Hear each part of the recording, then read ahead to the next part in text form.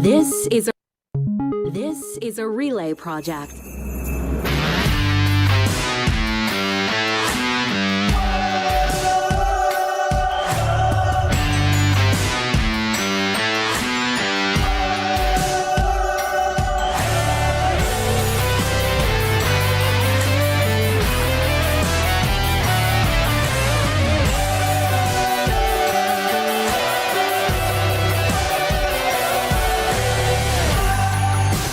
Real Talk starts right now. Here's Ryan Jesperson.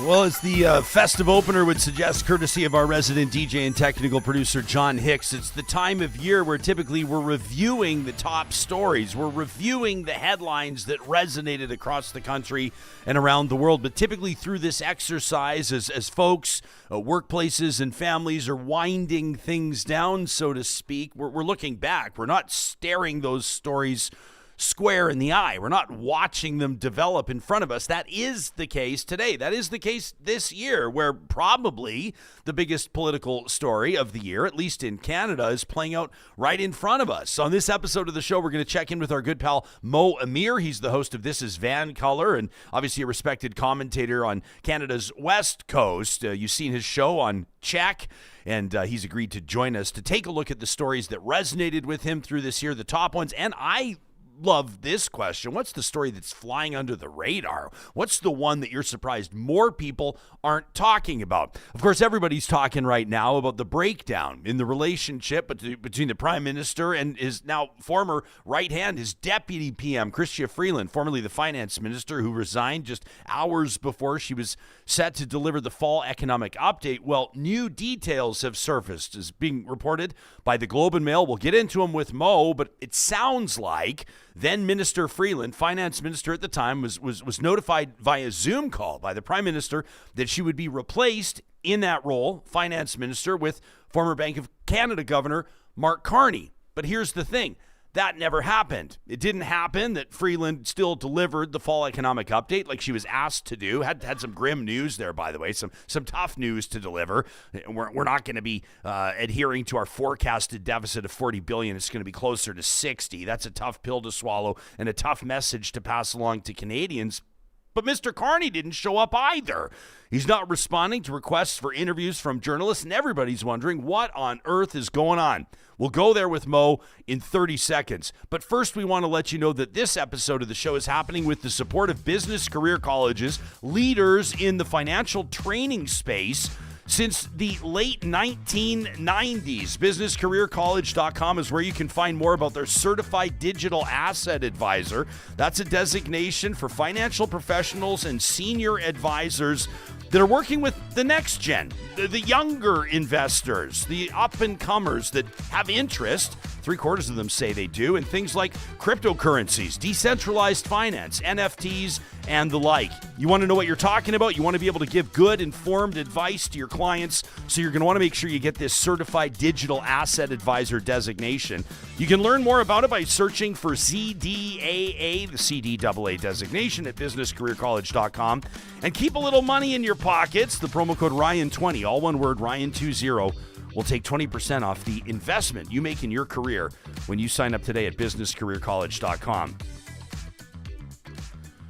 It's Robert Fife, Stephanie Levitz, and Mirki Walsh collaborating on this story for the Globe and Mail that reports the Prime Minister, Justin Trudeau, told Chrystia Freeland that Mark Carney would be replacing her as finance minister. The conversation reportedly happening over Zoom, and the request that the Prime Minister made that Freeland deliver that fall economic update never materializing. Let's figure out what Mo Amir has to say about this. He shares his opinions as host of This is VANCOLOUR on Check, weekly through the series, of course, through his seasonal schedule, and always a valued guest on Real Talk.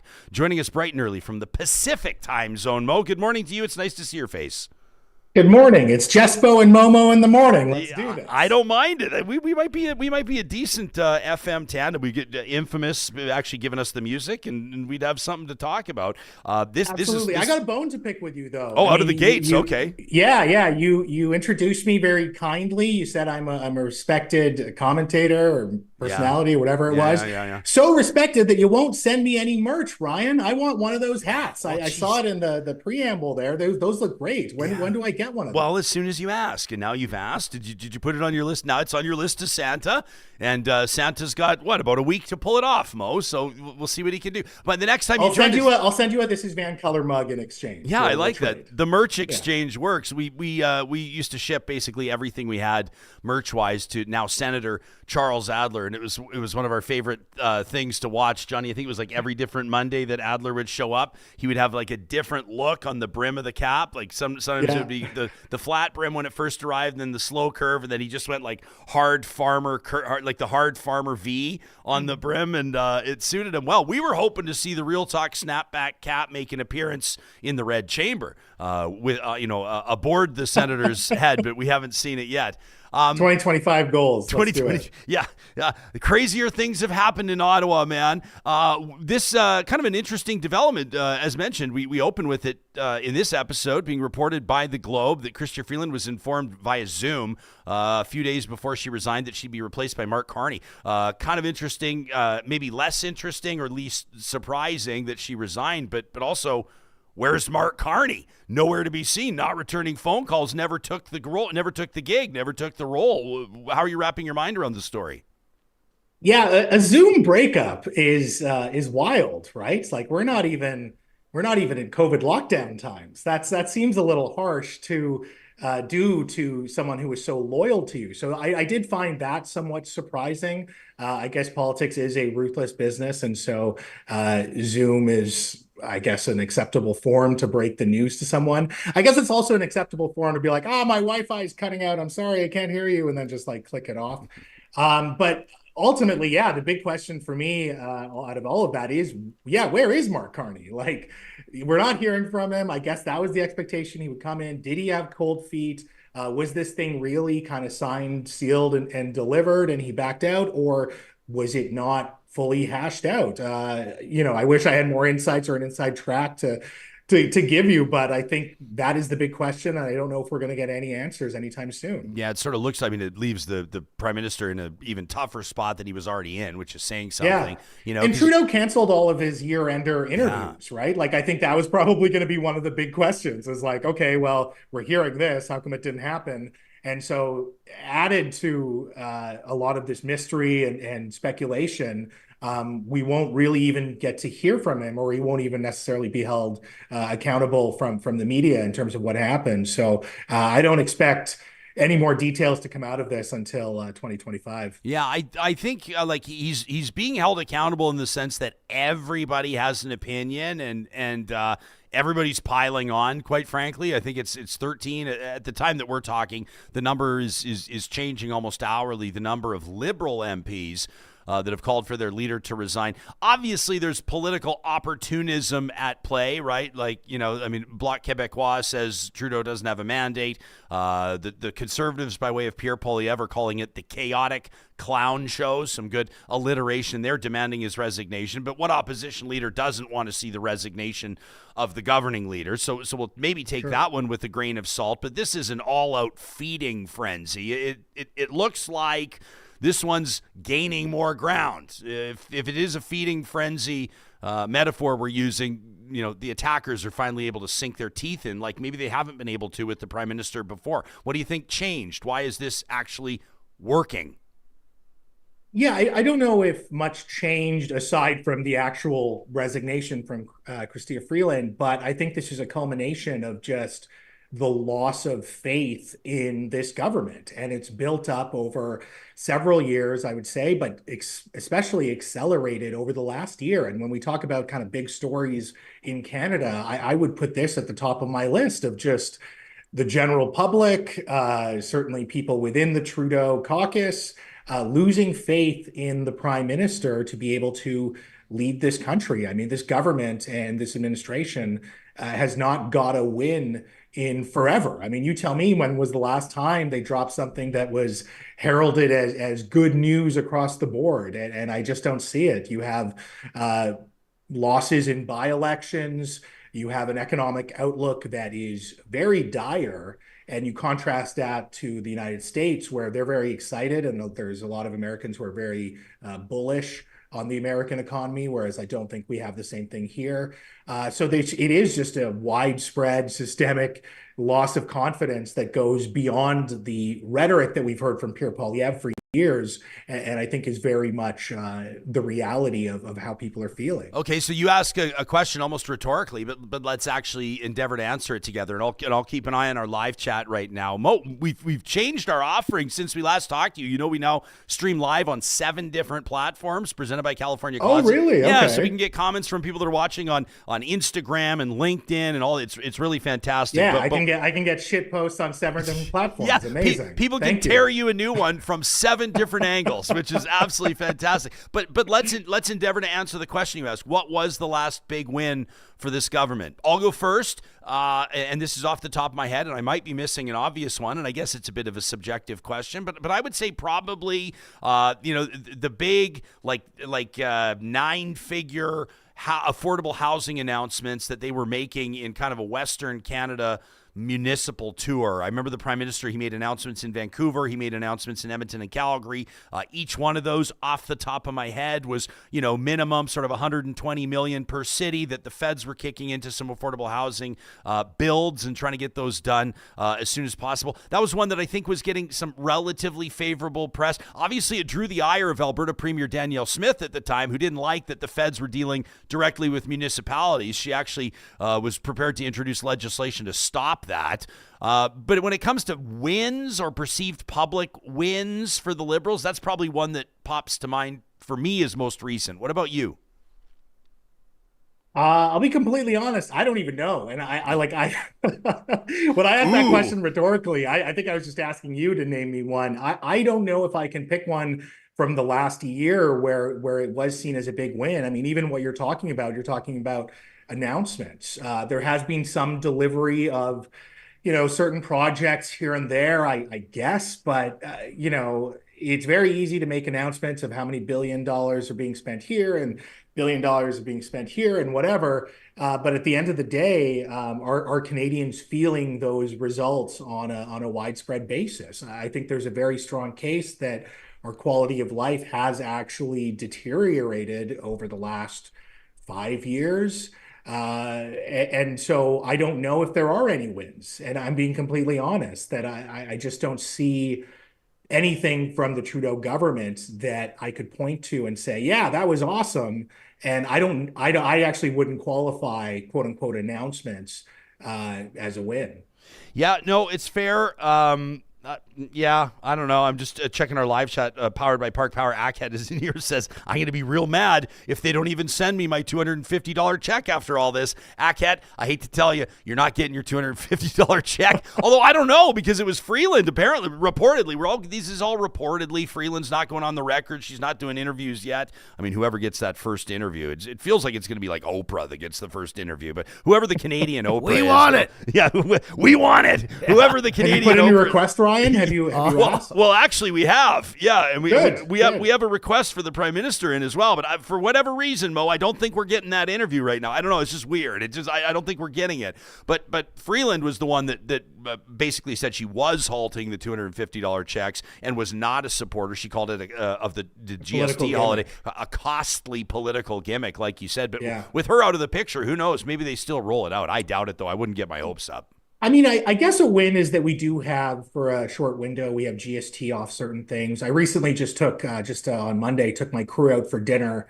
And I guess there was no GST on the meal. So cool. Like that's I didn't. I wasn't, thinking praise Trudeau when the bill came. But Would you have taken your crew out for dinner had you still had the GST, or you guys, I guess, dealing with an HST, right? That's a bit of a different situation. no, we have GST and PST. Oh, I So don't know. I we haven't have been a out there GST, long but enough. no, I would absolutely. I would have. Yeah.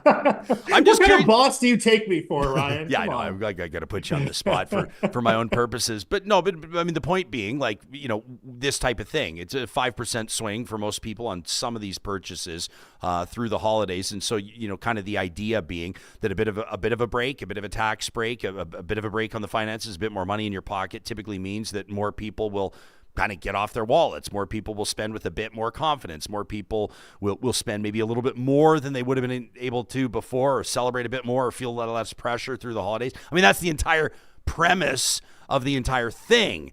It's kind of funny though. Like I was saying this before on the show, and I mean, it's like only speculation. You can ask you what you think about it, but Justin Trudeau does this amid the lowest polling and obviously the lowest popularity scenario of his entire tenure as prime minister, and everybody piles on the idea. Which may have been a bit of a surprise to him. I would suggest it probably was. I would suggest that this was kind of like a shameless attempt to get maybe a little bit of goodwill back aimed at the Liberal Party before the holidays. It wasn't well thought out, Ryan. Like you talk to a lot of businesses, and in terms of their SKUs, their SKUs. Oh, yeah. Oops, lost my AirPod there. You talk to a lot of businesses, and they're having trouble kind of putting it all together. I think it should have been a blanket GST holiday. That would have made a lot more sense. Starting it so late in terms of December 14th is kind of weird. So, a lot of people try to do their Christmas shopping ahead of time. So you're not really getting to them.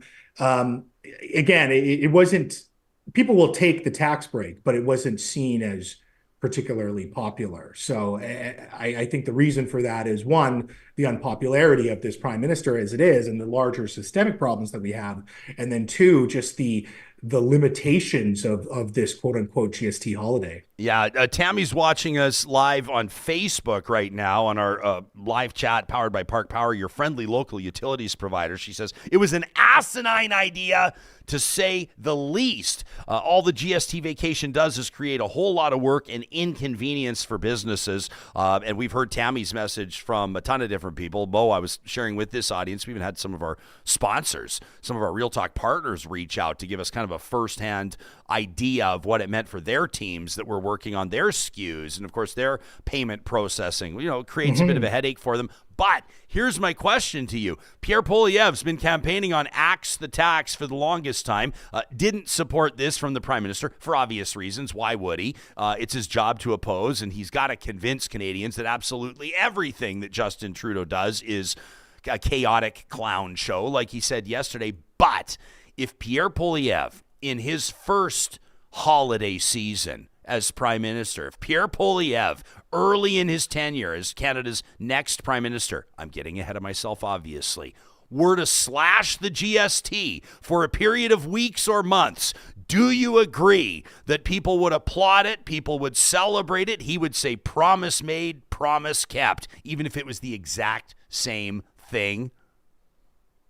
To a certain degree, certainly his supporters and his rabid supporters would be quite supportive of that, and they would kind of cheer on everything he does for at least the first year. I do think you would still have businesses complaining that this complicates the reporting and the SKUs and all that stuff. You would have economists perhaps being critical as well, just saying that this isn't the greatest policy. Again, I think if it was more widespread, if it was just easier to implement, it would be more popular. Now, if Pierre was to do the exact same thing, sure, it would land better. And I said that, part of the unpopularity of these measures is the unpopularity of the prime minister. So yeah, he would get a little more slack cut for him. But ultimately, I think a lot of the criticisms you get would still be valid and fair. The Conservative Langley City by-election, obviously good news for the Conservatives as that riding flips. Maybe a precursor, do I say maybe with a straight face, to the next federal election as the Liberal incumbent obviously retires and the Conservatives take that seat. 20 people voted in a straw poll. What a resounding victory for the Conservatives. It's kind of, it's not unusual for by-elections to draw fewer voters than general elections, but still, this one, the numbers were really low. What do you read into it? For the Liberal candidate, I feel bad. If I could not get 200 people in my community to vote for me, I would probably move at that point. I would feel really bad about myself. That this is nothing to take away from the victory. We know that, at least based on the information we have today, the mood, the vibes that we have today, we're looking at a Conservative landslide. So I don't think that there are any surprises by any means. I do think there's not a ton to dissect from this, given how low voter turnout was. I think it's in the single digits. Like, it's really bad. And so I don't know how much we can really slice and dice these numbers, except to say that, yeah, they're consistent with this idea that we're going to see the Conservatives win in maybe one of the largest margins of seat counts whenever the next election is going to be. Okay, so here, this will give our audience an idea of what voter turnout looked like in this Cloverdale-Langley City by-election. In the 2021 Canadian federal election, in that same riding, the Liberal candidate, John Aldag, won with just over 20,000, well, just under 21,000 votes, okay? 20,877. Tamara Jansen, who's now going to be, swearing in as the MP, the Conservative candidate at that time, barely lost by like 1,600 votes, with 36% of the vote versus 39. The total voter turnout in that riding in the 2021 federal election was just under 54,000, 53,758. Fast forward to December of 2024, and you've got this by-election held on December 16th. Tamara Jansen wins with about half the votes she got before, 9,900 and change. But get this, that was 66% of the election. The total valid votes, the total turnout, under 15,000, 14,979. You go from 53,250 to under 15,000 in the by-election. That's not great. So that's actually better than what I saw. I think I saw some initial numbers and then just stopped paying attention to it. But yeah, it's brutal. I think people are kind of checked out at this time of year anyways. Yeah. It's really tough to get people excited about a by-election. We also just had a provincial election here in October too, right? So campaigning and being a part of that is tough to is tough for people to get on board with when they have a lot more going on. But again, it is a brutal turnout. But again, the numbers, while I don't think it makes sense to overanalyze them, they are consistent with what we're seeing across the country. Yeah, I think you've touched on something. Number one, a by-election literally 9 days before Christmas is bound to draw fewer people. And number two, a politician would never say this, but there's literally nothing at stake aside from who's going to represent that riding for like 10 months. Right? Sure. Would you agree? I mean, really, like, it's not like a government's gonna swing. It's not like, a majority is gonna fall to a minority, or a minority is gonna lose its support, or there's a big swing potential here. It is what it is. Yeah, certainly not of electoral or procedural consequence when it comes to Parliament. So absolutely not. I wanted to ask you about, before we sort of talk about the bigger picture and what's happened with Justin Trudeau and maybe what the future looks like for Pierre Poilievre and what you think the ballot box question is, I do want to ask you about your biggest story of the year, the biggest sleeper of the year, the one you're keeping your eye on in 2025. But your former premier, BC's former premier, John Horgan, mourned at a memorial just a couple of days ago. We saw elected representatives across party lines, including premiers from across Canada. We see a photo right now, a post-media snap of the Prime Minister wiping away tears, sitting next to BC's current premier, David Eby, Scott Moe in the image as well, and many others. How would you characterize John Horgan's tenure as premier, and how would you compare him to the current premier, David Eby? A lot of people are saying, and it was referenced in the memorial as well, Horgan approached politics a little bit differently than many others. Yeah, I think Premier John Horgan had a relatability factor in spades. He came off as just a guy in a sense, someone you could talk to, someone who you felt like was giving you the straight goods. They weren't trying to use weasel words or mushy language to push through any sort of agenda. Someone that came off as very certainly trustworthy, but also just humble, down to earth, funny, like just genuinely funny in the kind of dad humor sense of the word.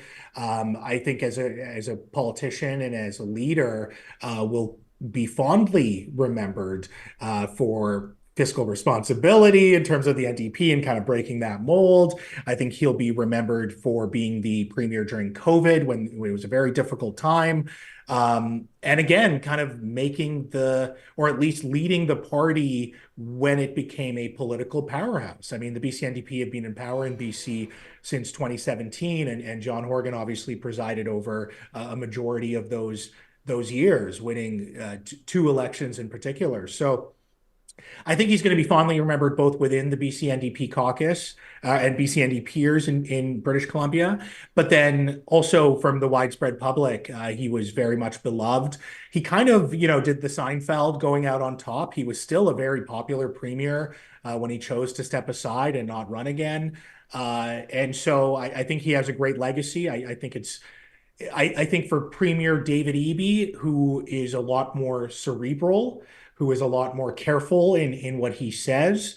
It's a completely different contrast of personalities. And it's not to say that one is necessarily better than the other. I think Premier Eby would be silly if he was trying to emulate John Horgan, and I don't think he's doing that by any means.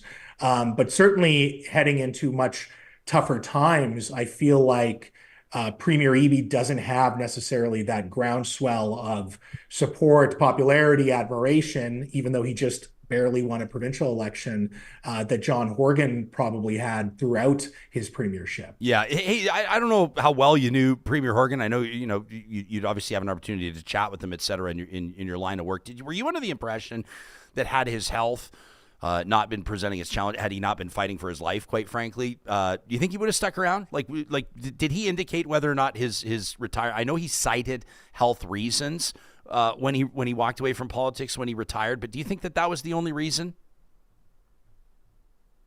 I mean, that's a good question. I'm purely speculating at this point. I think health was the primary reason and the big reason. I don't see, again, he was quite popular. He seemed to enjoy the job as well. He held together his caucus very well. There was no internal issues, as far as I know, under his leadership. And so I wouldn't have any reason to say that he would want to necessarily step aside if he was in good health. But again, the reality was much different. He went through a very, tough, cancer treatment process as well. And so I think that starts to weigh down on you. And we know that politics, even in good times, can be a very taxing endeavor. But I have no reason to think that he would have left if he was in good health. And it'll be interesting to see what, you talk about the popularity of the NDP in Western Canada. Like you said, the BC NDP kind of just barely hanging on to government through your most recent election. The Saskatchewan NDP, a reasonably decent showing in that province's election, not a win, which ultimately at the end of the day, I guess is probably what really matters. But it'll be interesting to see today. Our fellow Albertans in Lethbridge, Mo, are heading to the polls. By-election there in Lethbridge West. Popular MLA minister, Parks minister. She was Shannon Phillips, one of Rachel Notley's real foot soldiers. She was the one that rolled out and was a big part of Alberta's climate plan, et cetera, when they were in government from 2015 to 19. She's hanging up her political chops, at least for now, and we'll see. There's a current city councillor running for the UCP versus a former city councillor running for the NDP, and kind of the first time that Naheed Nenshie's NDP will have a shot of maybe sending a message to the province of whether or not they're going to see some momentum. So does the NDP hold the seat? Or does the UCP take it back? Elections are typically pretty competitive in Lethbridge, so that's something we'll be keeping an eye on here. And, of course, we'll be discussing that on the next episode of Real Talk, which will feature, by the way, year-enders with Edmonton's Mayor Amarjeet Sohi and the Premier of Alberta, Danielle Smith. That's coming up our very next episode, the 19th of December. We're talking to Amir. Mo, hang tight for a second. Mo's the host of This is VANCOLOUR on Check. You can follow him on X at VANCOLOUR. Give him a follow on Instagram as well. When we come back, I want to talk about the next federal election in Canada. What will the ballot box question be? What about all this culture war stuff? Is that one of the big reasons why Trudeau ultimately lost the room? And why is Mo warning Canadians to brace for, in his words, an ass kicking at the hands of Donald Trump? That's coming up in just a quick second. You know, midweek every week, courtesy of our friends at Tourism Jasper, we have an opportunity to remind you of the memories that lie in wait. Your very own memories, ready to be made in beautiful Jasper National Park. And this time of year, how can we not talk about Jasper in January? This annual festival, one of my absolute favorite times of year to be out there, is back. You can learn more online at jasper.travel/January. We'll punch it into the show notes, but this is the lightest, brightest, and tastiest winter festival in the Canadian Rockies, and it's back from the 10th to the 26th of January, 2025. Just a few weeks from now, for decades, Jasper in January has delivered joyful mountain culture and great times regardless of what the weather's like. You can warm your toes, warm your heart at this playful festival with the help of your favorite winter activities. This is the 36th annual edition of Jasper in January, and that includes, of course, the signature events that we've come to know and love, the street party, the fireworks, a pond hockey tournament, so much fun, Mountain Malanka, which is a celebration, of course, of Ukrainian culture, music, food. They've got their whiskey, wine, and hops festival and a whole lot more. You can learn more. You can start to put your own plan together, look into some of the options that lie in wait. This is just the tip of the ice, what we're talking about here. Again, that's jasper.travel/January. I'm going to be out there the first weekend. I would love to see you out there as well. Marmot Basin seeing a ton of snow right now. Johnny, I was watching it. They got out there. They got all the people I follow, but they've also got some live cams. I was like, she's a dumping right now. Man, I am so excited. Right now, they've got 4 centimeters in the last 24 hours. You can always get a full update and, of course, an up-to-the-minute update on their website, skimarmot.com. Learn more about their Marmot Escape Card, where you can ski and snowboard for half price daily, no strings attached. And then, of course, all of those retailers, the hoteliers, the restaurant owners, the hospitality workers that are ready to welcome you back with open arms after a really tough summer and fall. Jasper is bouncing back, and we're thrilled to be a part of it. Again, you can learn more about Jasper in January by visiting jasper.travel/January. MyJasper Memories is proudly presented on Real Talk weekly by our wonderful friends at Tourism Jasper. Hanging out with Amir. Love checking in with Mo a few times through the year, especially as the holiday season approaches. We do these year-enders where we kind of look back and then look ahead. And Mo, I think for a lot of people, the question will be, where did Justin Trudeau lose the room? What happened? What was the disaster here? And I know that you've sort of done some digging into this in your own commentary on the culture war stuff. What are you talking about? And let's get into it.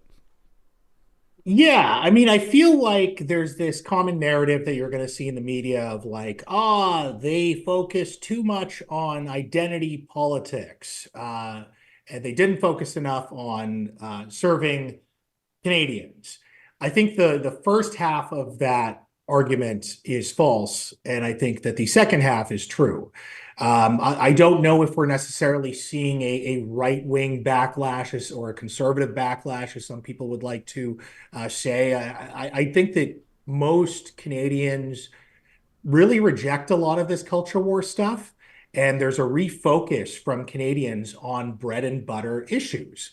The reality is if we had a functioning healthcare system, if rent was relatively affordable, if we didn't have the issues, if our books were good in terms of our government, and if we didn't have the issues that we see throughout the country, coast to coast, Canadians wouldn't really care about Prime Minister Trudeau calling himself a feminist, or using the word people kind or virtue signaling. Like, I don't think that that really registers to most Canadians. What they do care about is uh, emergency room shutdowns or large emergency room waits, or they care about not being able to get into the housing market. I mean, these are the things that really affect Canadians. And I think where perhaps some people on the right of the culture war also go wrong is, and there's been certainly a national newspaper whose op-ed section is entirely this, is pulling out something and then attributing it to a systemic issue. So they'll pull out like, this neurosurgeon in Moose Jaw has pronouns in their bio. Right. Like, no wonder healthcare is fucked up in this country. And it's just like, it's a lot more complicated than that. And I do think that one of the things that this country, regardless of where you are on the political spectrum, one thing that we have to reckon with is that we have an inflated bureaucracy, both provincially, certainly in BC, and I would say federally as well. The growth of the public sector has just been unsustainable. And the more it's grown, it seems like the worse services we have. Now, I don't think that Canadians have any issues with hiring frontline, quote unquote, public service sector workers, whether it's nurses or doctors or teachers or perhaps even police officers. I don't think most Canadians particularly worry about that kind of thing, but I feel like we just added so much middle management and bureaucracy that hasn't really produced any results. A great example I can give you, and I know that this isn't federal, but a great example I can give you is in my community of North Vancouver. We were supposed to have a wastewater management plant to be installed to accommodate, the sort of outlying areas here.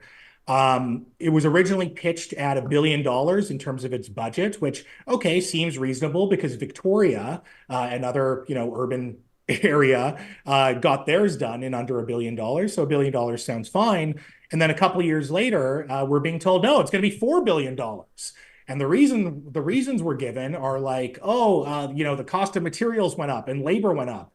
Well, like, of course they did. But, these things obviously have to be contracted in a way where you can hedge price fluctuations. And sure, you'll pay a premium for that. But like, how do you blow your budget by 300% in a couple of years? And this just seems to be the story across Canada, across different governments, where nothing seems to make sense. And yet the public service sector continues to get big and big and big. And I get that governments have to be a bureaucracy because the purpose of a bureaucracy is to create checks and balances to make sure that you have minimal errors. But I think we've gotten to a point where we just have such a bloated bureaucracy that nothing ever gets done, and we get a lot of announcements, as we talked about earlier. You get these $1 billion announcements, and then when it finally trickles down, you're like, oh, that didn't seem like it was worth $1 billion, or it didn't seem like it was worth 10 years to make that affordable housing building. And I think we just have to accept that it's gotten way too big. There are going to be some serious cuts that need to be made, but those cuts shouldn't be in fact, maybe not even cuts, but just like an allocation of money from that kind of middle management, technocratic, bureaucratic class to like people who are actually doing the things, whether it's the road workers in the cities or it's nurses or doctors or teachers or whoever it is. We just need more people on the front line, and that's where our resources should go. Hey, I don't know if you've been paying attention to this. This is something fascinating that I've been watching. Obviously, the president, Donald Trump, I want to talk to you about this. In addition to referring to Canada's the 51st state and Governor Justin Trudeau and sharing his thoughts on Chrystia Freeland, et cetera, has put Canada on notice, basically saying brace for 25% tariffs on a whole bunch of stuff. Unless you tighten up border security, stop the flow, and basically in the president's words, stop the flow of fentanyl into the United States, et cetera. And I know that the federal government has kind of, relatively speaking, snapped to action on this because if for no other reason that optically they have to appear as though they're taking it seriously, but also in a very real sense. Obviously, the federal government recognizes the cost that those tariffs would inflict on Canadians and American consumers for that matter. But what's particularly interesting is watching some premiers, conservative premiers in particular, starting to take matters into their own hands. Doug Ford and Danielle Smith in particular. Doug Ford is threatening to cut off electricity. I think it's to Wisconsin. He's threatening to power down one of the states unless he sees action. Sharing his own thoughts on the validity of Canada's trade agreement with Mexico, which is obviously getting a lot of people worried. And then the Premier of Alberta, Danielle Smith, committing $29 million to increased border security in the province of Alberta, calling it a new sheriff patrol unit that'll shore up security there. 50 armed sheriffs, 10 cold weather surveillance drones, 4 drug detection dogs, blah, blah, blah, blah, blah. She says together with federal law enforcement, she's careful to point that out, will ensure that our section of the American border is well protected. Now, who's going to crack on increasing border security? Probably a good thing, but it also seems like the type of thing that should probably be spearheaded federally. We're talking about an international border. We're talking about cooperation between provinces and territories where it may apply. Is the same conversation happening in BC? And what do you make of this sort of province by province approach of trying to impress the incoming American president? Yeah, I mean, I think it would serve Canadians very well if there's one kind of negotiator, one person, or at least one administration doing all of this. I think it's very smart for Danielle Smith to announce that. It's going to certainly make her popular in Alberta, that, hey, we're doing all the right things. I think Doug Ford is actually foolish for saying that he's going to cut off electricity, because that is a lot of cash flow into his province, which doesn't make any sense. And electricity is one of those things where you can't really store it, right? It's not like oil. Like, sure, if you shut off the pipelines and oil, the oil's still sitting there, right? But electricity is one of those things that has to move. So I think it's you can't reclaim past electricity, if you see what I'm saying. So I think it's very silly for him to make that threat, and I don't think that that's necessarily the right approach for Premier Ford. I'm worried. I do think that, when it comes to border security, the one thing that's confusing in Trump's allegations that we have a porous border is that a border is protected 2 ways, right? They can beef up their border security and let in and let out whoever they want as well. So, it's kind of a shared responsibility that we have with the Americans. And so it's strange to me that he's making that accusation. When it comes to the fentanyl, absolutely, there are super labs here in Canada that produce fentanyl, but there's also super labs in the United States that produce fentanyl. I genuinely think that a little bit of this is theatrics. I think that what the Trump administration is actually looking to pursue, it doesn't mean they will pursue this, but what they might be trying to pursue based on a couple of people that he has around himself is shifting the tax burden away from things like corporate tax and income tax and shifting it over to things like foreign trade and tariffs. Historically, the United States used to collect a lot of revenue from things like tariffs and would have little, if no, income taxes or corporate taxes.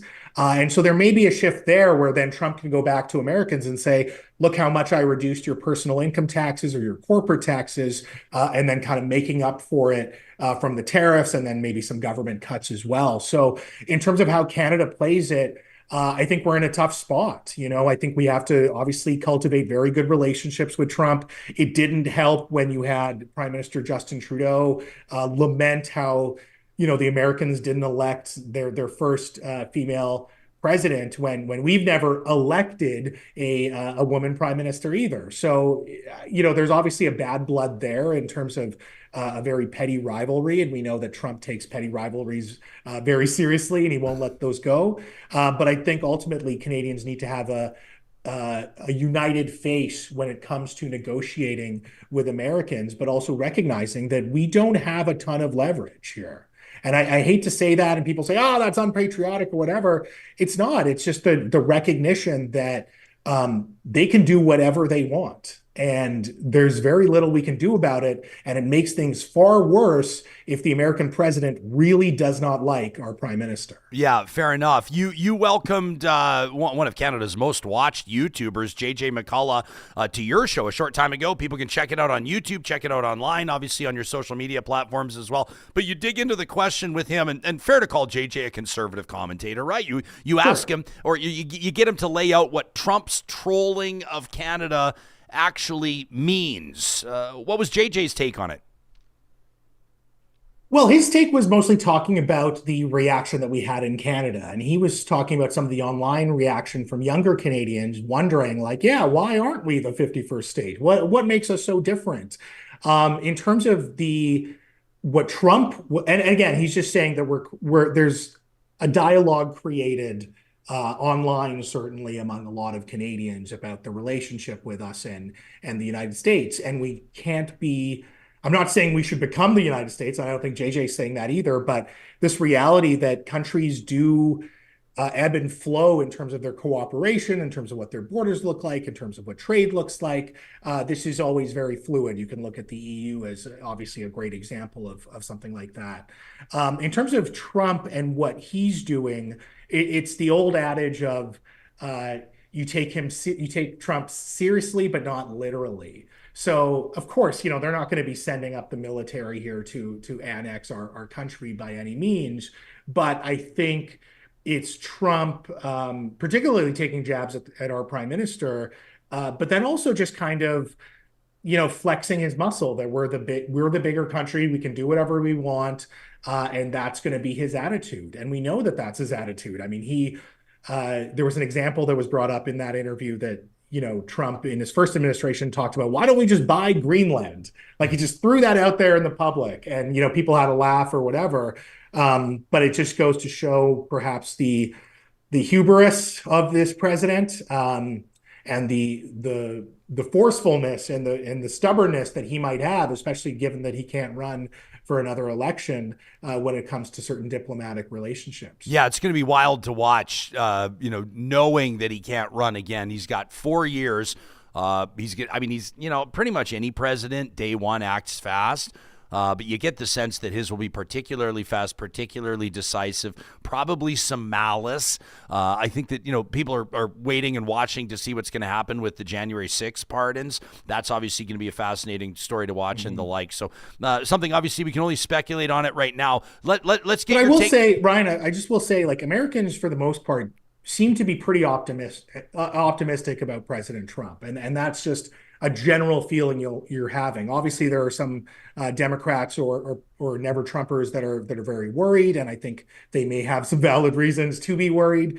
But America's at a point where, again, they feel like they could do better. They feel like life was better with Trump, and so you're starting to see that.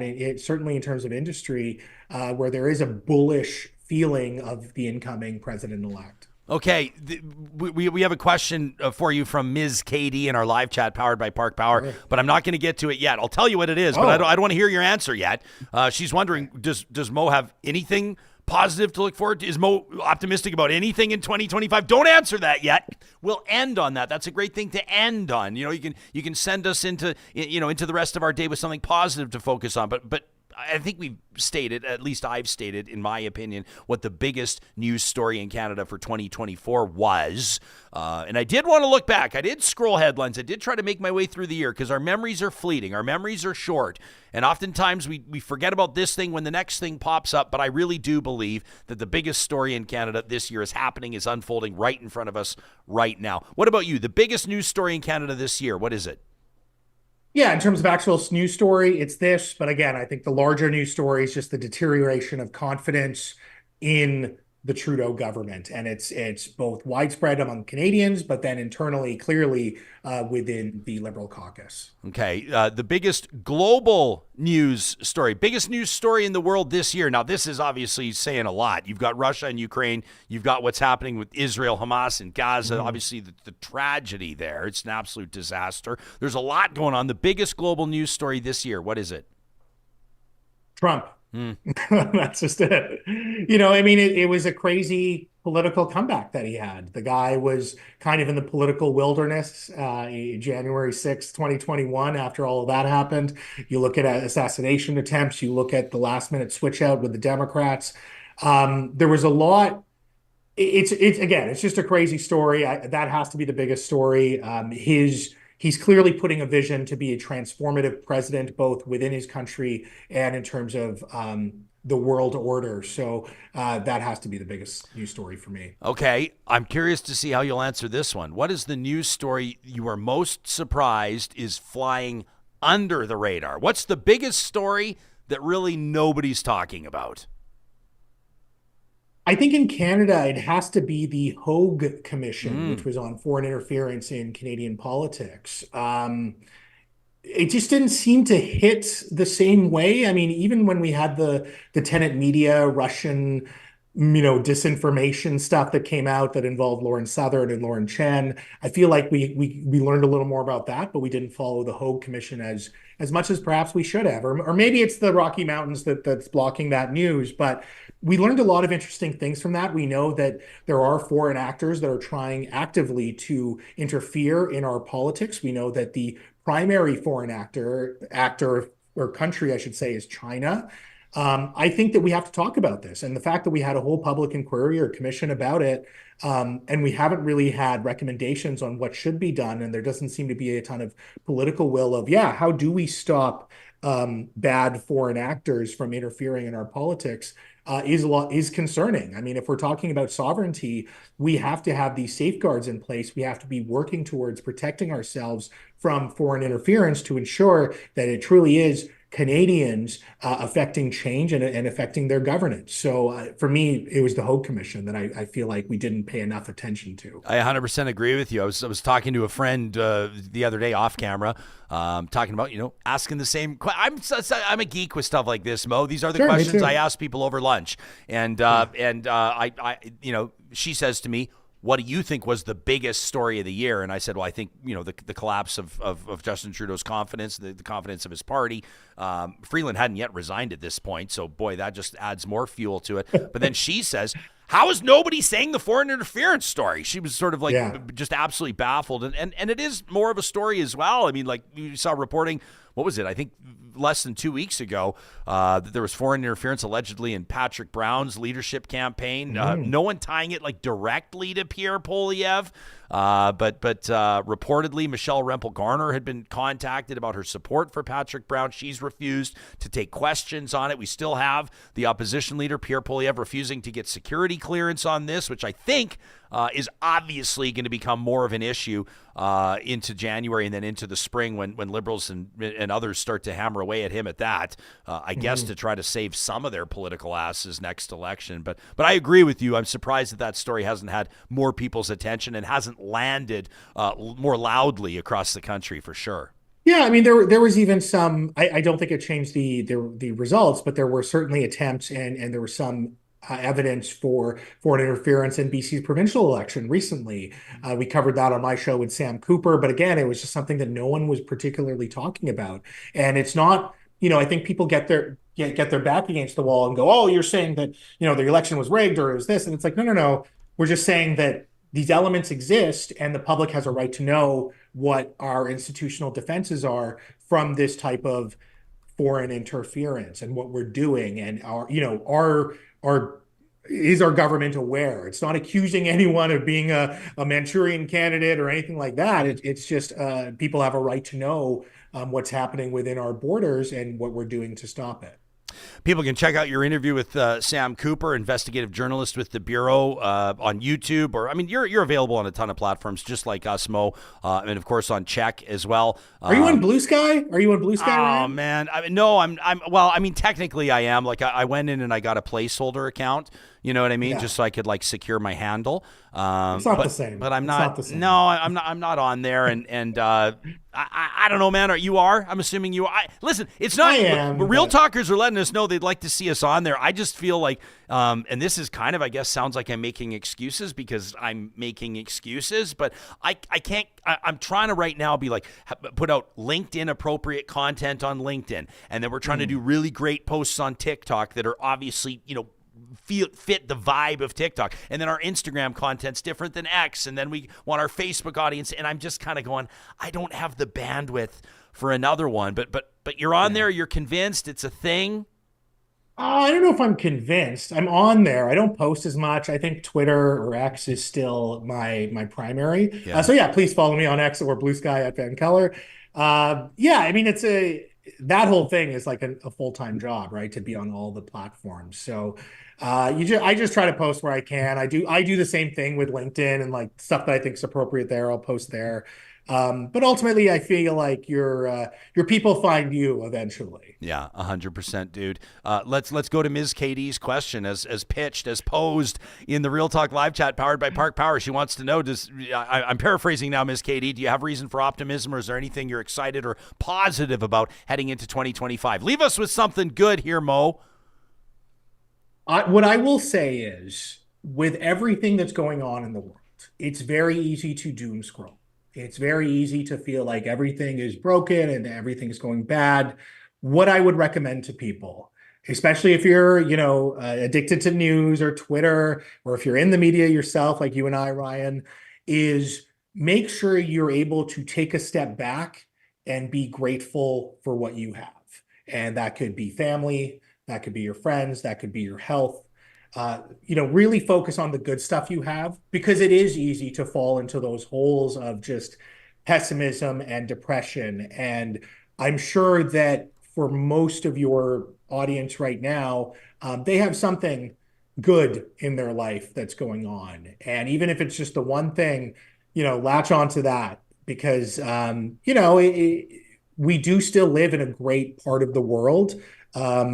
As big as the challenges may seem, as pessimistic as I may feel about some of the structural or systemic issues that we have, it's still an amazing place to live with amazing people, and anything is possible here. And so, for the doom scrollers, for the people who are addicted to news, everybody look inwardly and find the goodness. Every human on earth. Every human on earth. Everyone who woke up this morning and saw snow and was like, I'm going to look at Twitter and then just say, I was late for work because of the snow, but really I was doom scrolling.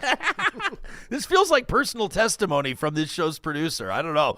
Mo, you and I guess, have been pals now for just a few years. It's a relatively new friendship. And I want to gush on the record of how grateful I am, not just for your friendship and the hilarious conversations that we have off the record, but also for the insights that you bring to this show, for the quality and the caliber of what you put out on Check. I want to remind people that maybe aren't familiar that your team at Check is doing this independently. This is basically how do you describe it, Mo? It's like the people that work there own the station, right? Like how do they describe it?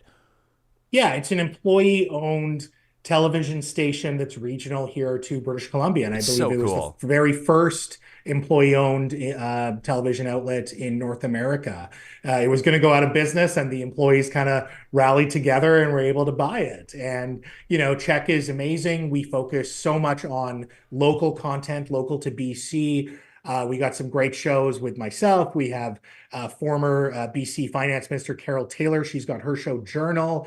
BC Bob, if you're familiar with him on TikTok, he's launching his new show in January. We do some great things at Check, and it's a lot of fun. I'm not just saying this. I do truly believe it's my dream job. I have so much creative autonomy to talk to who I want, what I want. It's all BC. It's all local. So if you are a British Columbian viewer, please do watch my television show Thursdays at 9 on Check. And we've been doing great numbers. We're our show in particular, we're consistently number one with women in our time slot. They love the talk show. So please do check it out if you haven't, and if you're in BC. Awesome, Mo. Much love to you and yours. Thanks for making time for us. We were looking forward to this, of course, as we kind of wrap up our 2024. Wishing you and your family a very happy holiday season. We'll talk to you again in 2025. Ryan, you as well. Merry Christmas, and I'm looking forward to that hat next year. All right, brother. Well, yeah, check under the tree. Check your stocking, pal. That's Mo Amir, the host of This Is VANCOLOUR on Check, and obviously a great friend of the show. I wanted to just catch up on a few of the things happening in our live chat, powered by Park Power. Huge shout out. I just saw Stephanie kick $20 into our YouTube super chat, which is amazing. Thanks, Steph. Talking about basically tuning into the show almost on an almost daily basis. Stephanie, I hope you know how much that means to us. And if I remember off the top of my head, because I know Stephanie's in the cannabis business, or she's cannabis adjacent. I'm pretty sure she lives in BC, if I remember correctly.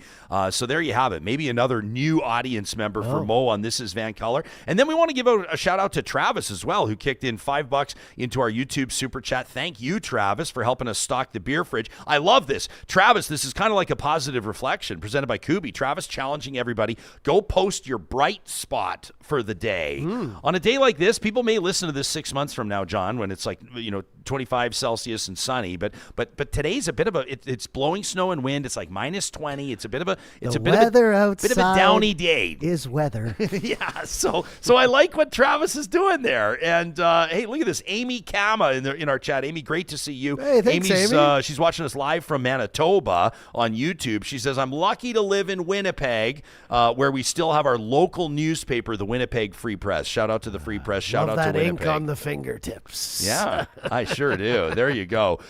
So appreciate everybody that's sharing your thoughts here. I also saw that we've got some interesting critics in the live chat this morning. We draw all types, which is absolutely fantastic, and we're grateful that we have an opportunity to build community here with you as well. We'll get to more of your comments. Johnny and I want to be kind of jumping into a couple of other stories. We've got a great email from Jared here. Johnny and I were talking about photo radar and speeding and sharing our thoughts, and then Jared, unfortunate for us, Jared brings the science, and it's tough to argue against science, but I promise. Damn science, it's always correct. It often is. It often is. But who are the experts anyway? What are you, an expert now just because you went to some fancy university? Just because you spent $500,000 and went to 8 years of law school, you think you can tell me about the rules? Oh, you had to throw in law school. That's a whole different ballgame, isn't it? That reminds me of the auto insurance changes coming in Alberta. Our conversation with injury lawyer Mark McCourt just a short time ago. And just to remind everybody that we will be talking to Alberta's Premier Danielle Smith in the next episode of the show. That's the 19th of December. That's on our list of questions. That's on our list of what we want to ask her about. Before we get to Jared's email on the science of speeding, I want to let you know that our friends at Freeland Brothers are ready for you if you're going to come roaring into one of their 17 locations in Alberta just ahead of hosting your own Christmas dinner. Christmas is on the way, and the Christmas dinner box from Catering by Freeland Brothers can be the solution to your woes. You want to spend time with your loved ones, you want to host them for a wonderful meal, but you don't want to be spending the entire time in the kitchen by yourself. This chef-prepared Christmas catering box can feed up to 4 people, so if you're hosting 40, just order 10 of them. It includes traditional Christmas treats, roasted turkey, cranberry sauce, gravy tray buns, pierogi casserole, and those honey dill carrots that I can't talk enough about. They've also got optional add-ons like Ukrainian fried sausage and Freeland Brothers handcrafted pies, granny stuffing, and more. You can order the box online at cateringbyfreeland.com. At Complete Care Restoration, they want to remind you they are the only Real Talk sponsor that hopes you never have to call them. They hope you never have to reach out. But if disaster strikes today, tomorrow, 5 years from now, remember the name. This is the team that has more than a quarter century of experience restoring properties and rebuilding peace of mind. So if it's a burst pipe or a sewer backup or smoke damage or even worse, you've been leveled by fire or flood, they've been there. They can help you out, and they'll treat your project like it's their very own. We've seen them work. They built our studio. We recommend Complete Care Restoration.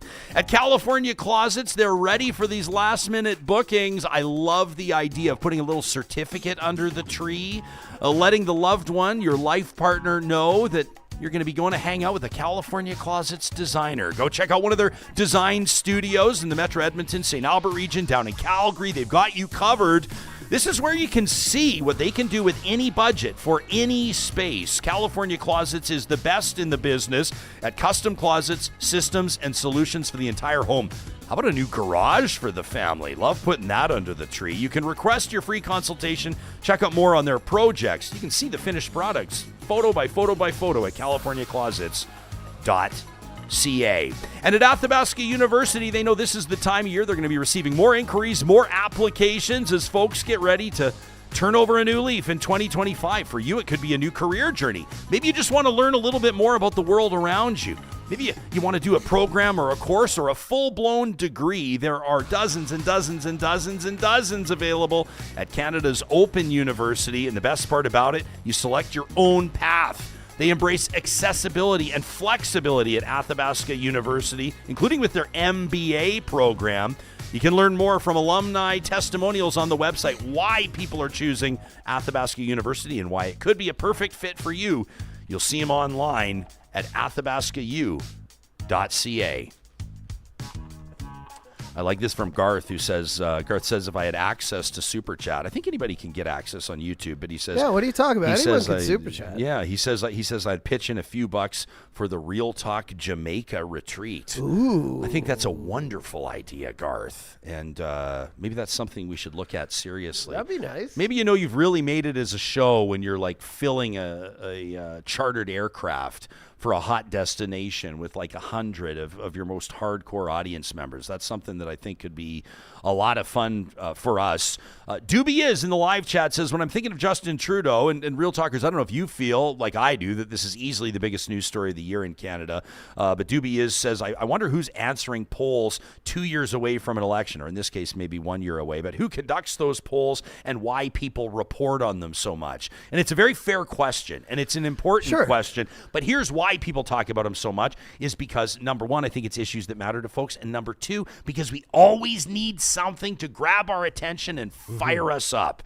And when it comes to I want to get upset. Well, I always want to remind people that while politics are obviously important and disengagement in politics, I think, is dangerous, you also have to remember that as developments happen, politically and otherwise, most folks' everyday lives don't dramatically change day to day. And I think that we can use those reminders. I love what Mo put in front of us, that kind of challenge to approach 2025 in a healthy mindset. Because it is hard. I mean, all this stuff is happening at the end of the year. And we were just talking about this yesterday. Everyone's saying, Trudeau resign. Do you really want to throw the country into turmoil before the holidays? I don't mind if he resigns, because it's clearly that's a huge probability on the 3rd of January. Like, let's just calm down. Let's have our 2 weeks of holiday. Nothing is going to change if he resigns today. Let's just gear down. And everything going on with Trump in the States and the looming, him taking the seat and just everything. I'm hoping tomorrow that our premier and that our mayor of Edmonton and our premier of Alberta have some encouraging words. I heard Amarjeet on the radio just yesterday saying he had a meeting with Danielle, and for once they were agreeing on them. Not for once, sorry, but they were agreeing on some things. They laid out some plans for 2025. So I'm hoping there's more positive vibes from them tomorrow, because, and we don't mean to do it. We're just talking about the stories of the day. The shows for the last 3 weeks, they haven't been great news stories that we're talking about. They're things people are afraid of. Yeah, I'm going to get it out of Amarjeet Sohi in our interview whether or not he's going to seek re-election. Yeah, okay. Our sources are telling us, very reputable sources, that Edmonton's mayor has made a decision on his political future, but is not intending on announcing it until after the holiday break. And so I guess I'm just going to look him in the eyes across this table next episode and say, we do not accept that. What is your answer? Will you seek re-election or not? If you have a question you'd like to hear Amarjeet Sohi or Danielle Smith answer, you can always send us an email to talk@ryanjesperson.com. I'll let you know. I have about 35 questions for each of them and about 20 minutes with each of them, so we'll see how it goes and what we've got time for. But I look forward to those conversations. These year-enders are always kind of a nice opportunity to check in with the politicians, do the same thing we basically did with Mo. Yeah. What's your assessment of the wins and losses this year? What's your perspective moving forward? But this one has a bit of a different vibe with what's happening in Ottawa, 100%, et cetera, et cetera. I mean, and I should mention as well, in tomorrow's show, to wrap it up, he'll be our final guest, with the exception of our Real Talk Patreon Zoom party, which is on Friday the 20th. And if you're a Patreon supporter of ours, if you're a Real Talk patron, check your email, check the website for the link to that exclusive Zoom party. We're going to have so much fun with some special guest cameos and some giveaways. But our final guest that'll be available publicly on YouTube and wherever you get your podcast will be Mike Stelter. Ben Stelter's dad is going to join us. That's amazing. So he'll be our final guest of 2024. The Stelter family working with the Alberta Cancer Foundation and other organizers on a brand new kids hockey tournament honoring Ben and his legacy. That's going to be happening over the holiday break. Amazing. And we thought that'd be that's the interview. I've spoken with Mike before. I've never actually interviewed him on the record. And we thought that might be kind of a neat one to wrap up the year with. So. He had a huge impact on not only the Edmonton Oilers organization, but just Connor McDavid. I watched an interview the other day because they've been talking about this leading up to the holidays. Of course, they want to raise money for the foundation and help other kids who are still here because Ben isn't with us anymore. But just like Connor, he doesn't show a lot of emotion. I mean, we saw it once on the ice there in that post-game interview. But one of the only other times I saw him show emotion was just talking about the impact of Ben in the locker room and now his family afterwards. And it's just great to see that they're continuing on and helping more people. Yeah. And in regards to Danielle Smith, I think you could have 100 questions there. So it's going to be hard. We'll pick the best ones from our listeners as well. But what a great year-ender show. There you go. You've got the leader of our city, the leader of our province. Yeah. You've got the Stelter family, and I think the only thing that would cap it off is if you could get JT. I just keep checking my phone to see if we're getting. And it doesn't look like that. We wanted to. We wanted to have all three leaders of each. Well, section, and as Mo right? mentioned, and I think everybody knows by now, they saw that the Prime Minister canceled all of his year-end interviews, not doing anything, which isn't really surprising. But yeah, no, I mean, here's my. This is kind of fun. If you listen to this point in the episode, you deserve a little peek behind the curtain. So here's what I'm working. So here's my list for the Premier tomorrow. Here's what I guess if her team's listening, this is giving them a bit of a heads up. But I want to know about the Lethbridge by-election. We'll see how that goes. Yeah. Trudeau and Trump, the economic outlook for 2025 and the potential of Alberta in a deficit position, right? The affordability crisis. Kevin O'Leary's Wonder Valley, $70 billion. Healthcare overhaul, an update on how that's going. The Green Line in Calgary, a referendum on the Alberta pension plan. If Albertans resoundingly say no in referendum, is that it? Is it done for good? An update on AIMCO, medical assistance in dying. Looks like the province of Alberta is going to start putting barriers in place, making it more difficult for Albertans to access MAID. I want to ask her directly about that.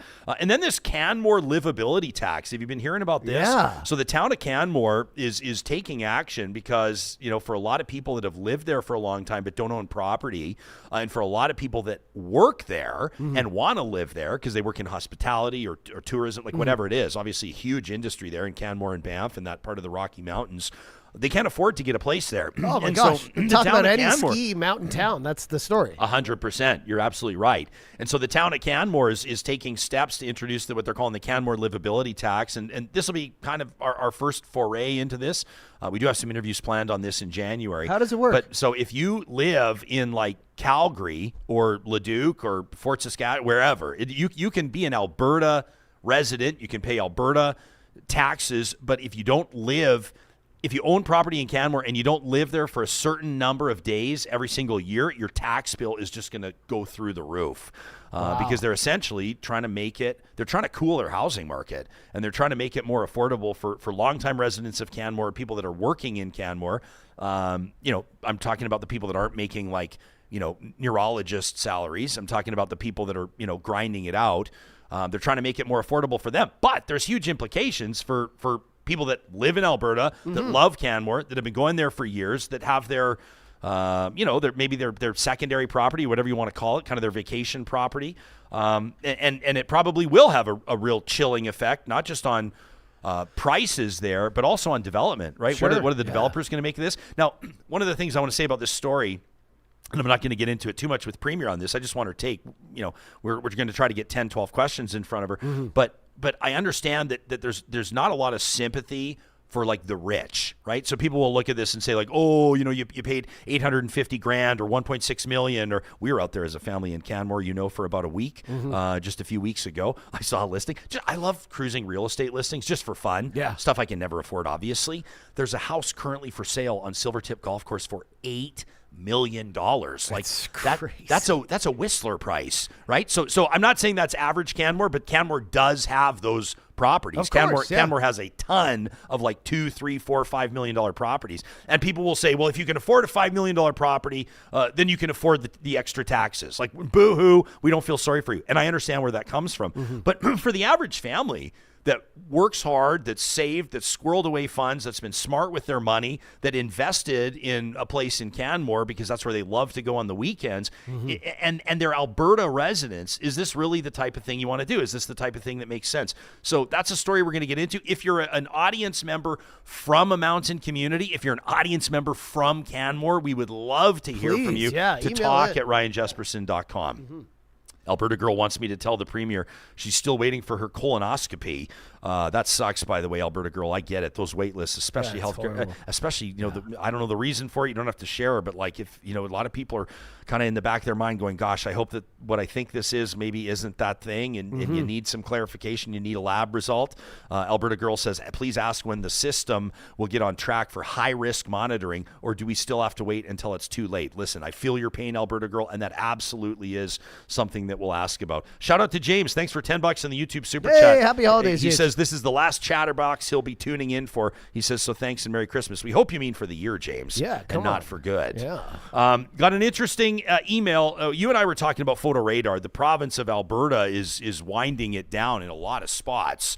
Minister's making the announcement. They figure it's been a cash call for too long, and they're taking away a lot of the options that municipalities have to basically generate revenue from these photo radar trucks. And I think it's probably been met with mixed reviews.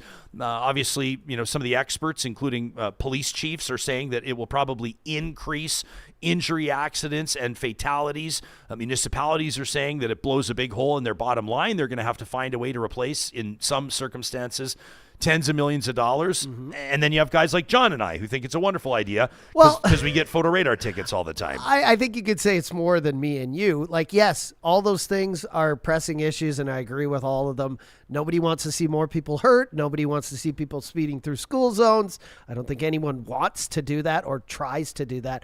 But at the same time, Ryan, who likes a speeding ticket? I think everyone who read it was like, wow, I might save a few bucks next year, right? Yeah, no kidding, right? So we kind of throw it out there, and I'll acknowledge we had some fun with it. I had a tough year on the ticketing front, which is my own fault. Everyone, okay? I'm not bitching and complaining. Can you write that off if you're on the way to work? No, I'm sure you do. I think it's a business expense. But you do the crime, you do the time. That's fine. I'm not complaining. I'm just providing context. But it obviously influences my perspective on how I'm feeling right now, having shelled out and paid the tax, so to speak. So Jared heard you and I talking about photo radar and wrote in this email. The headline: Speed Limit Science. So reads his subject, and he says, Jespo, I've been actually loving, he says, Jespo and Johnny, the talk about speed limits and photo radar, but I think that you and most people are missing some of the wild scientific nuance regarding vehicle speed and the resulting outcomes for crash energy. We're going to hear what crash energy means, and injury potential. Jared says, no, I'm not going to argue for or against photo radar, but I do want to educate regarding what small changes in vehicle speed can do. He says, so let's look at two different scenarios. He says, if you're driving on the white mud in Edmonton, we could maybe use Anderson Road as a comparable in Calgary. He says, if you're driving at 90 kilometers an hour versus 80 kilometers an hour, or if you're driving in a residential zone at 50 kilometers an hour versus 40. Let's say you're late out the door and you need to get across town and you're using the White Mud or Anderson Road in time, to get to work or an appointment. So you kick it up a notch and you're speeding 10 over at 80 kilometers an hour, or at 90 rather. And once you drive, you get into an accident. Let's say you hit a light pole, or let's say you hit a parked car stopped at a red light, or let's say, heaven forbid, you hit somebody head on.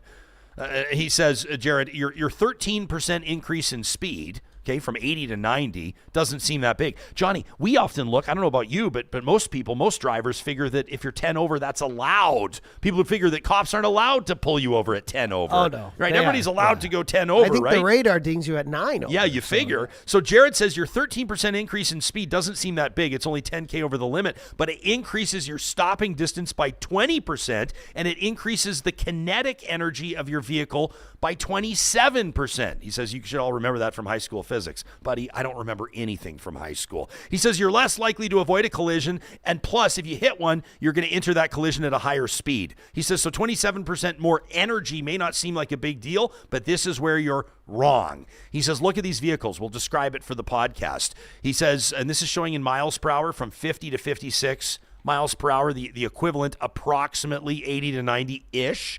He says at the 80 kilometer hour impact speed, there's noticeable deformation of the driver's side door opening, the dashboard, and the foot area. But at 90, 10 kilometers higher, the vehicle's interior significantly compromised, with the dummy's sensors registering severe neck injuries and a likelihood of fractures to the long bones in the lower leg. Those aren't the ones you want to break.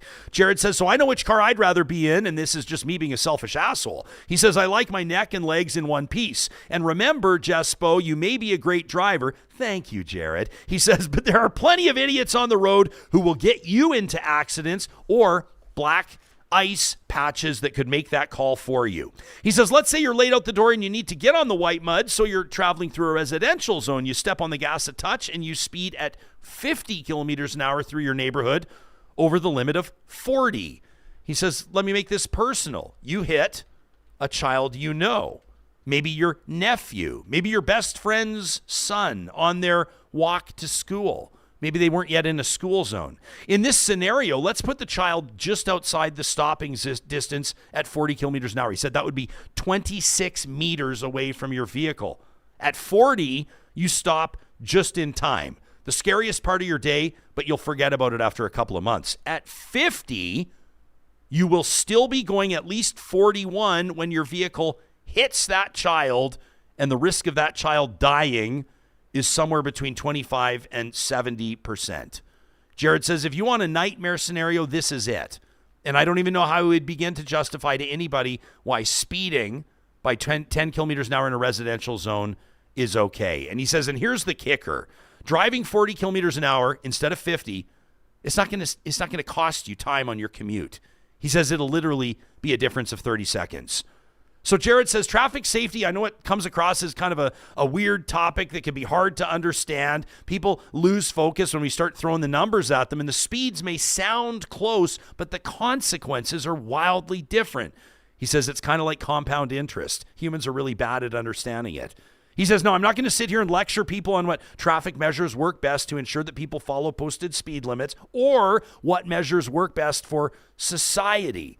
All I want you and real talkers to think about is the next time you step on the gas to bump your speed up by 10 kilometers an hour, it's never just 10 kilometers an hour. That from Jared. That's a great email. Wasn't that good? Lots of great info, and I assure you I will take that into account because I have had those scary moments, just like he said, when you're going just a little too fast and you drop something or you're looking to your left or right or in your rear view, and then you look ahead of you and you got to make that hard stop, and it sticks with you for like a month because you're like, if I hadn't looked up in that 1 second, who knows? Could I have hurt someone hitting the car in front of me? Could I have totaled my own car? Would I be in a financial mess? Mm-hmm. But I love the science. I'm going to go back over these again, and I'm also going to save these because we're going to be talking about photo radar going away, 70% of it in Alberta in the new year. And so when we have these conversations, now we've got the data straight from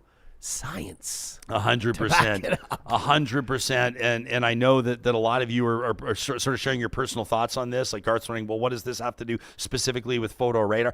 Nothing in particular, like Jared said. He said he's not arguing for or against photo radar. He's talking about the bigger picture of us basically, our entitlement. Yeah. And listen, like it's, anybody that travels on any major freeway, I mean, there's speeding in the neighborhoods, which drives me nuts. Yeah. Right? Like I'm the type of person that wants to put in their own homemade speed bumps in front of our house. I know you're not allowed to do that. Yeah. But at the same time, I see how traffic moves, for example, on the QE2 between Calgary and Edmonton, and, stay at, keep it low and slow, everybody, through the holidays. Let's all get everywhere where we want to be alive. But at the same time, you traffic, get annoyed when people aren't going the limit or don't have winter tires like this morning. If you're going 125, people are on your ass. Oh, yeah. Like if you're going 130, you're moving with traffic, right? Yeah. That's in many cases 20 over the limit, in some spots 30 over the limit. And then especially near, I know when you're on the highway here near Sherwood Park, that's a big one. There's a lot. If you live in Sherwood Park, it's a safe community because you get dinged everywhere. And on the highway going by it,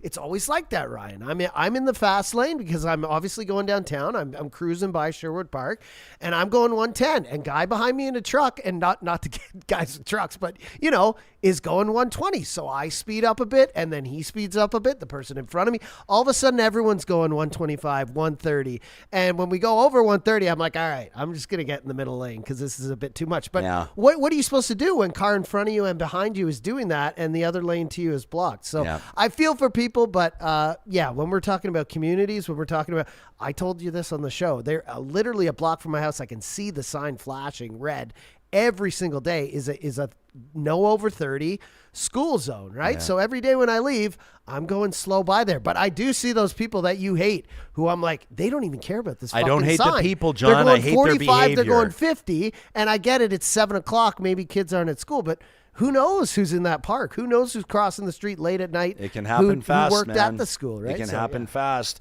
Lorraine's watching us live on YouTube in our live chat powered by Park Power. Says, so now police officers who should be doing more important things will be patrolling for radar tickets. I would say this. I don't think it's a bad thing that police are out there actually pulling people over. That's how you're going to intercept drunk drivers. That's how you're going to intercept. I mean, there's a whole bunch of reasons why I think it's good to have that police-human interaction, unless you're the police officer targeting me for stupid shit like tinted windows and loud mufflers. But in all seriousness, Lorraine, I take your point and I understand it. We would like to see law enforcement, assigned to solving crime and the like. But I mean, in a lot of cases, problem speeding is exactly where we need some crackdown enforcement. Yeah. Jeremy Farkas, former candidate for mayor in the city of Calgary. And Jeremy, we're looking forward to you making your announcement here exclusively on Real Talk. Hey, when buddy. you decide whether or not you will run for mayor again, pal. He's in our live chat right now. $10 into the YouTube super chat from Mr. Farkas. Says, here's a couple for the beer fridge. Wishing you, Jespo and Johnny, the best for 2025. Says, this $10, these beers go out to the door knockers and volunteers hustling in that Lethbridge by-election today. That from Jeremy. And a shout out to Ms. KD for $10 in the super chat as well. You guys, you're filling our hearts today. James says, as well. Just keeping up with the Joneses. Yeah. James in there as well. I think I'm going to get Jeremy Farkas a t-shirt for Christmas. Yeah, maybe next time we see him in the studio or around one of our events, it's going to say, what's today's show topic, or what's the topic today? What's the topic today? His first comment every time he comes in, and we'll put a Real Talk logo on the back in the middle of the neck there. We could be doing some more sort of like bespoke t-shirt releases through the year. It's not a bad idea. James says tinted windows and loud mufflers is the asshole tax. I don't know if you could say I'll take it on the loud muffler and I'll kind of smirk and smile. That's fine. It is what it is. Tinted windows, I don't know. I think that's more of a privacy tax. Yeah. But most people I know will pay the privacy tax and keep the tint. Sure. And I understand photo radar tickets. They do work. When you get dinged and when you get that ticket in the mail, you're like, shit, I'm not going to go that fast on that street anymore, because that was a $200 ticket or whatever. Yeah. But what I have a problem with is just the amount of them in urban areas, because I feel like, but hey, then again, my eyes were opened a bit today at the low speed, how detrimental it can be with the science we saw today. But do you think, I wanted to ask you this, sorry, I'm going backwards, but do you think that we'll see a decrease in crime because cops aren't sitting in these drive safe vehicles, or 70% less of them now, and maybe they are assigned to other things? I mean, I would like to say but I doubt it. So would I. Yeah, I doubt it. I don't know why. I just kind of. Is that the Premier's thinking, do you think, a little? Well, is no, I think the Premier's thinking is, I think that this is a popular move with the general public. I think that's number what it one. is. I think that but do you think she public, can put them somewhere place generally else? speaking, hates photo radar, and I think that they feel, and I think that a lot of people feel this way, and I think that it's kind of like smart strategy as a political leader when you want to score a few points and quick ones.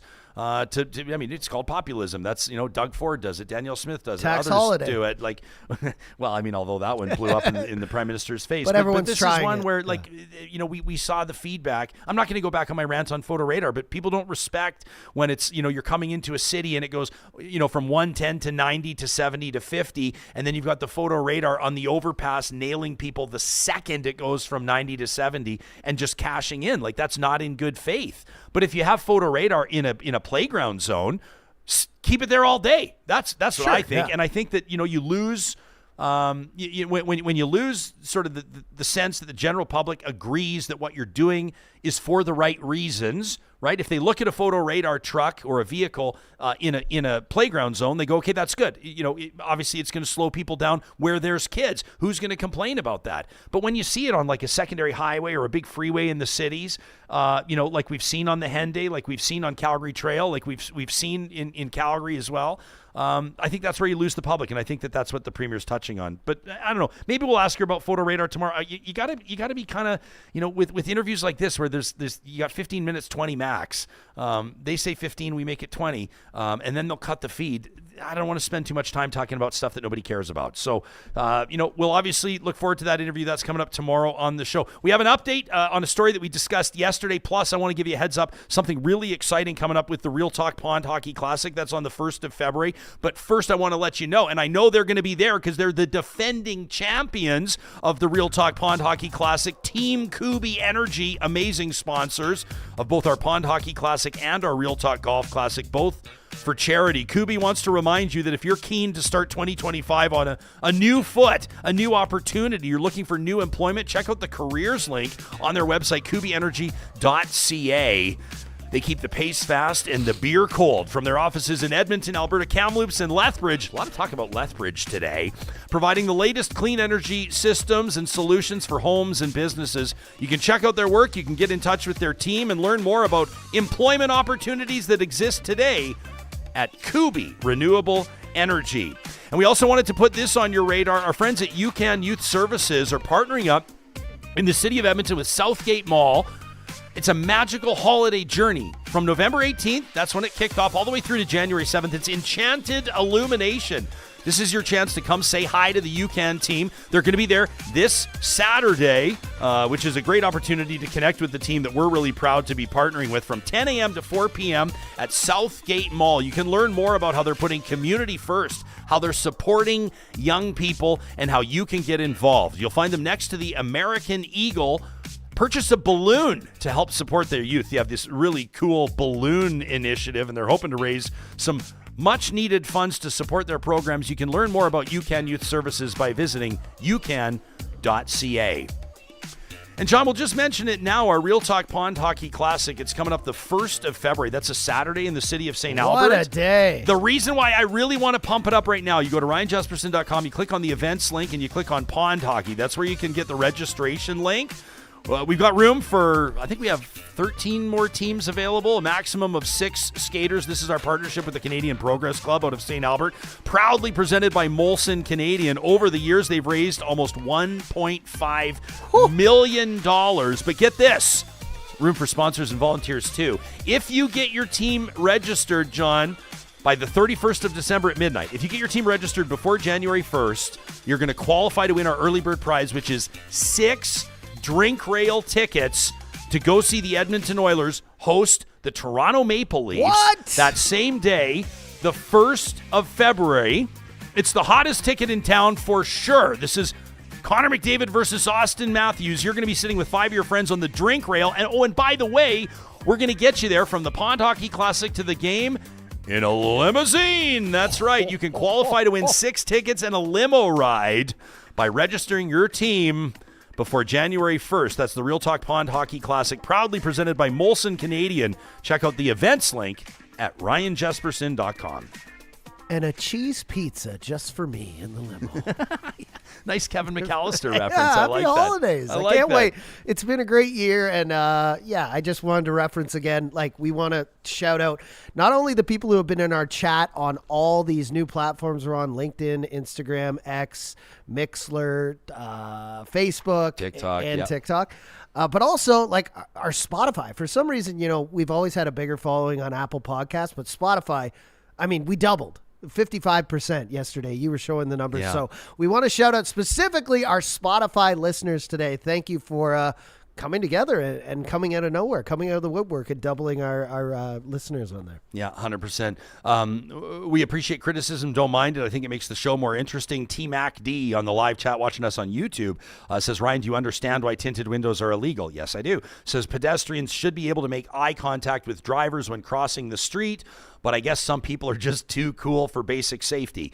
I think there's a pedestrian element to it. I think there's a police element to it as well. I mean, you could have, like, it's kind of the scum of the earth sitting. I remember in Calgary when I was working at the Calgary Herald about 20 years ago, my first job in media, a horrific tragedy on Memorial Drive when a police officer pulled over a speeder, walked up to the vehicle. The speeder had a handgun aimed at the window, and the minute the officer approached, they shot him and killed them right on the side of the road. Yeah.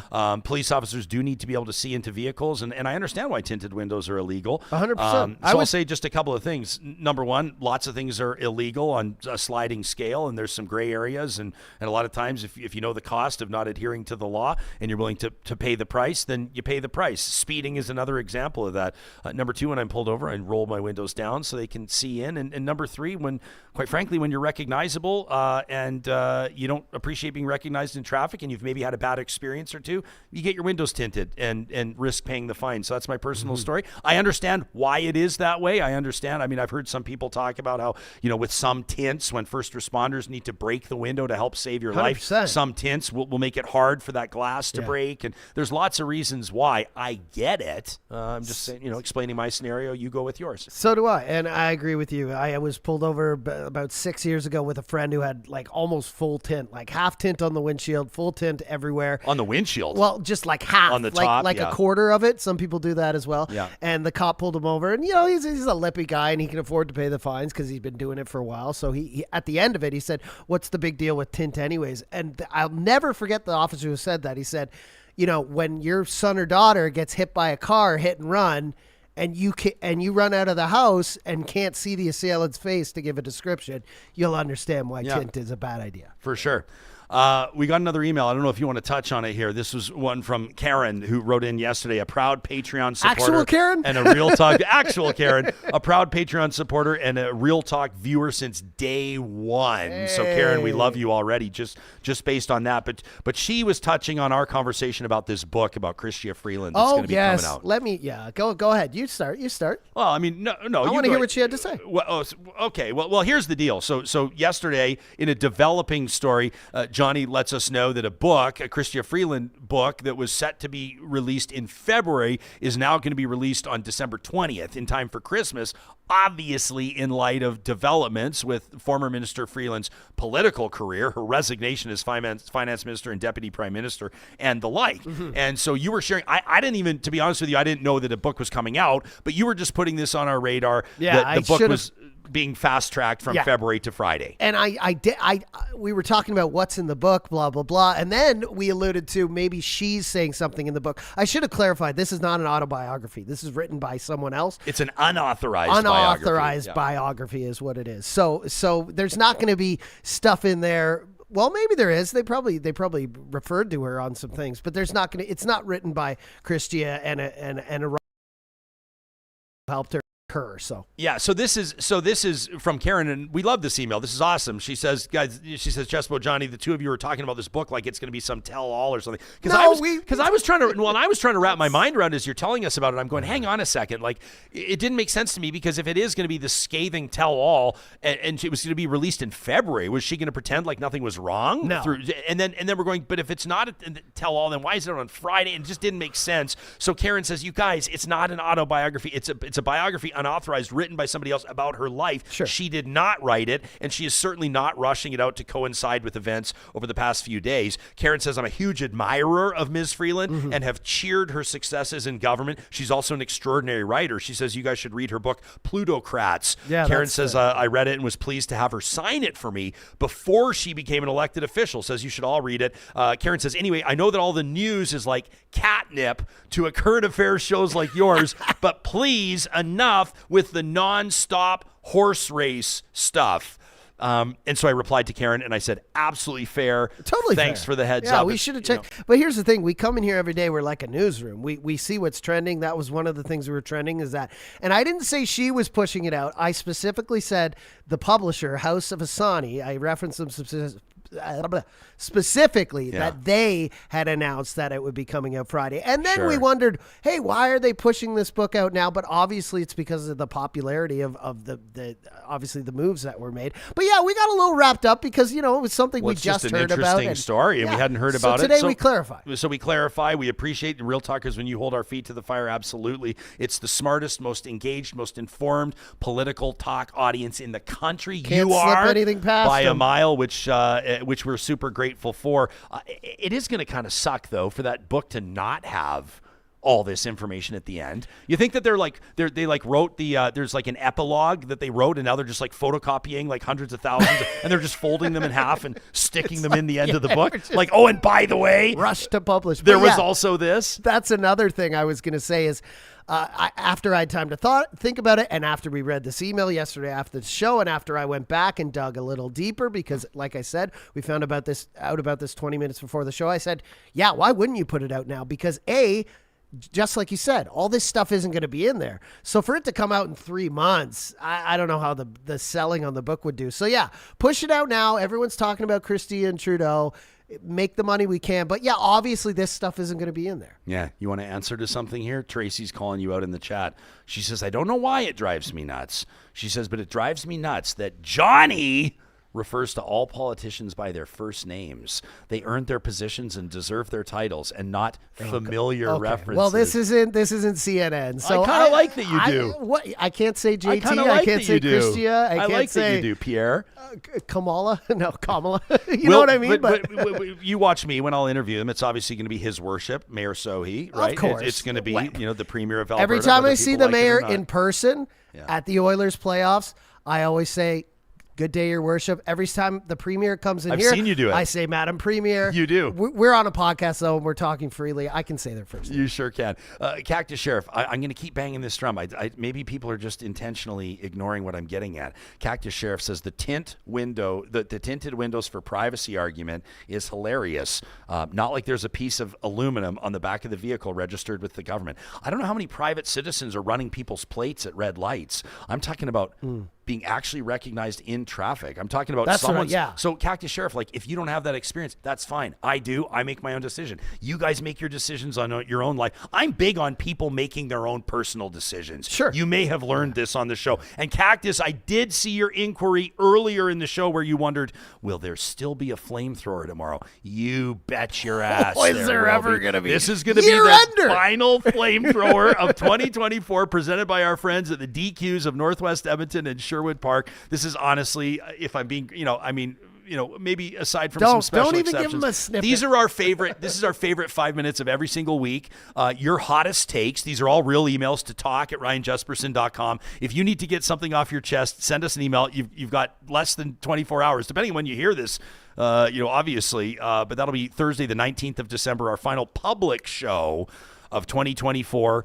We're breaking for the holidays, and of course our Patreon supporters, our Real Talk patrons, will be able to hang out with us one more morning. That'll be Friday the 20th for a very special episode. Can't wait. We want to let you know how grateful we are for your engagement on this show each and every single day. Johnny mentioned it, a 55% increase in our Spotify audience alone over this past year. You know, we have podcast subscribers in 37 different countries. You can find out some other insights. I shared our Spotify Wrapped video on our social media platforms just a few hours ago, but this doesn't happen without you. Invite you to join us back here the next episode on the 19th. Mayor Sohi, Premier Smith, and Mike Stelter. We'll talk to you then.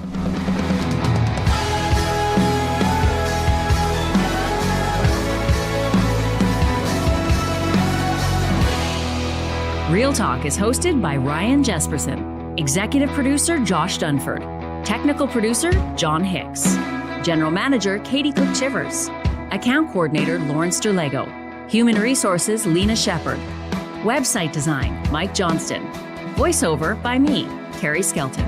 Real Talk's editorial board is Supriya Duvedi, Ahmed Ali, Brandy Morin, Ann Castleman, Corey Hogan, Harmon Candola, Catherine O'Neill, and Chris Henderson.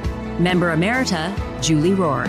Real Talk is recorded in Edmonton, Alberta on Treaty 6 territory, the traditional and ancestral territory of the Cree, Dene, Blackfoot, Saulteaux, and Nakota Sioux, home to the Métis settlements and the Métis Nation of Alberta. Real Talk is a relay project. For more, check out ryanjesperson.com.